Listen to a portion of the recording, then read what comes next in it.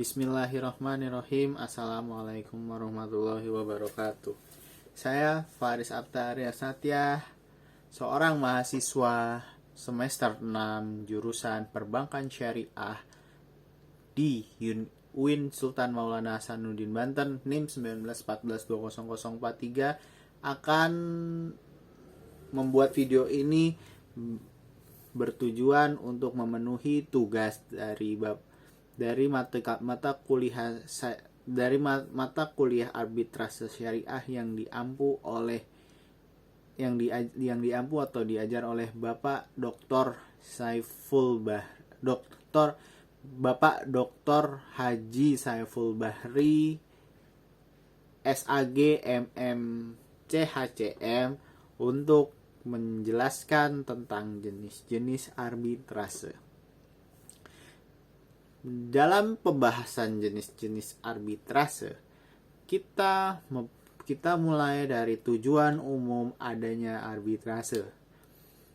Tujuan umum dari adanya penyelesaian sengketa di luar jalur pengadilan, yakni arbitrase, adalah untuk menyelesaikan masalah dalam bidang ekonomi, perniagaan, dan permodalan, sehingga masalah atau sengketa yang dalam bidang-bidang tersebut dapat diselesaikan dengan baik. Lalu, seperti yang sudah kita ketahui, juga ada pembahasan mengenai objek-objek yang terdapat dalam proses penyelesaian sengketa melalui arbitrase syariah, arbitrase ini.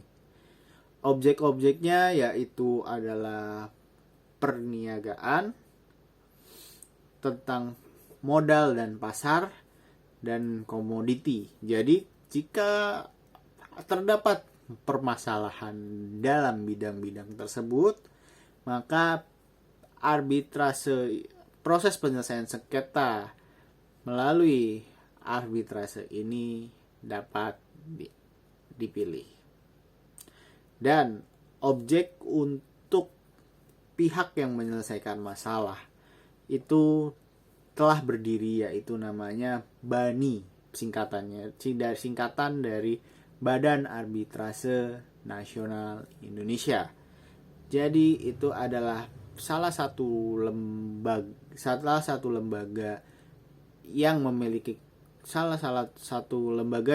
kekuatan hukum di luar jalur pengadilan yang dapat dipilih jika terjadi persengketaan atau permasalahan tentang objek-objek arbitrase tersebut. Jadi, selanjutnya yaitu adalah tentang jenis-jenis yang terdapat dalam arbitrase.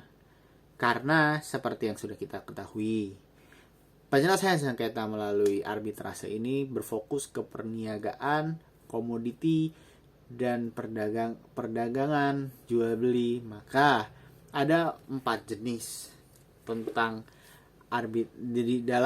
dalam arbitrase ini. Yang pertama adalah arbitrase institusional, yaitu adalah sebuah proses penyelesaian sengketa yang diajukan dalam proses pengadilan yang berjalan. Jadi dalam proses pengadilan yang berjalan itu, proses penyelesaian sengketa melalui arbitrase itu ditawarkan. Maka muncullah proses penyelesaian sengketa melalui jalur institusional ini, atau arbitrase melalui institusional ini.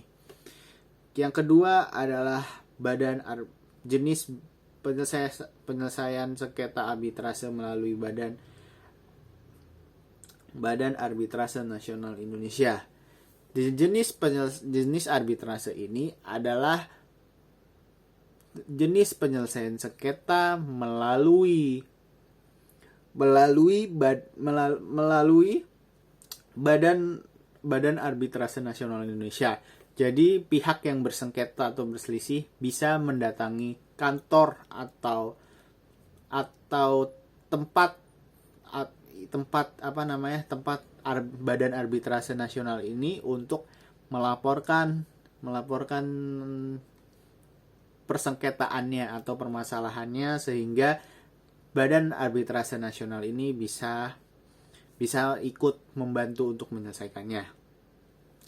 Yang ketiga adalah arbitrase pasar modal Indonesia. Arbitrase pasar modal Indonesia ini berfokus pada proses penyelesaian sengketa yang terdapat dalam pasar modal yang ada di Indonesia, seperti sengketa yang bisa jadi ketika transaksi reksadana, saham, obligasi, dan lain sebagainya.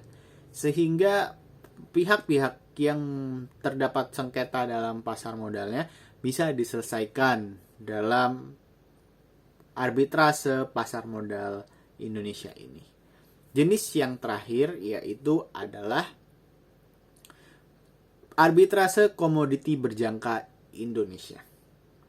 Jadi seperti yang sudah kita ketahui, komoditi itu ada komoditi jangka panjang dan komoditi jangka pendek.